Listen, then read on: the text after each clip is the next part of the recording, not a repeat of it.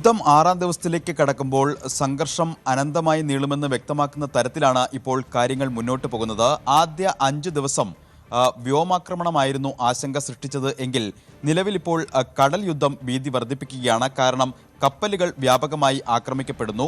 ഏറ്റവും ഒടുവിൽ പുറത്തുവന്ന കണക്കുകൾ അനുസരിച്ച് ഇറാൻ നാവികസേനയുടെ 20 കപ്പൽ ആക്രമിക്കപ്പെട്ടു എന്നാണ്, ചെറുതും വലുതുമായ 20 കപ്പൽ ആക്രമിക്കപ്പെട്ടു എന്നാണ് പുറത്തുവരുന്ന വിവരം. ഇറാന്റെ ആക്രമണ യുദ്ധക്കപ്പൽ IRIS ദേന അത് ആക്രമിച്ചുകൊണ്ടാണ് അമേരിക്ക ഈ സംഘർഷം കൂടുതൽ കലുഷിതമാക്കിയത് എന്നതാണ് ഗൗരവം വർദ്ധിപ്പിക്കുന്നത്.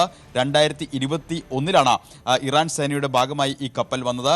IRIS ദേന അതുകൊണ്ട് തന്നെ ഇറാൻ നാവികസേനയുടെ അത്യാധുനിക കപ്പലാണ്. അവരുടെ ഏറ്റവും വലിയ സംഹാരശേഷിയുള്ള ആക്രമണ കപ്പൽ കൂടിയാണ്. ആ കപ്പൽ ലക്ഷ്യമിട്ടുകൊണ്ട് അമേരിക്ക നടത്തിയ ആക്രമണമാണ് ഇപ്പോൾ യുദ്ധത്തെ പുതിയൊരു തലത്തിലേക്ക് കൊണ്ടുപോയിരിക്കുന്നത്. ഈ ആക്രമണം ഇന്ത്യൻ മഹാസമുദ്രത്തിലായിരുന്നു എന്നതാണ് അതിൻ്റെ ഗൗരവം വർദ്ധിപ്പിക്കുന്നതും.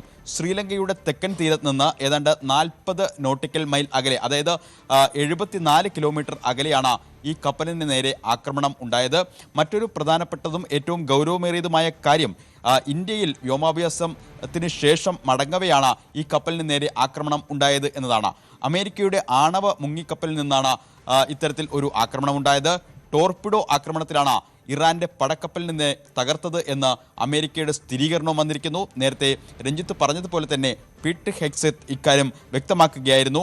ടോർപിഡോ ആക്രമണത്തിലാണ് ഇറാൻ നാവികസേനയുടെ IRIS ദേന കപ്പൽ പൂർണ്ണമായി മുങ്ങിയത് എന്ന് അമേരിക്ക തന്നെ വ്യക്തമാക്കുന്ന ഒരു സാഹചര്യമുണ്ടായി. അതായത് ഏതാണ്ട് 180 നാവികരായിരുന്നു ഈ കപ്പലിൽ ഉണ്ടായിരുന്നത്.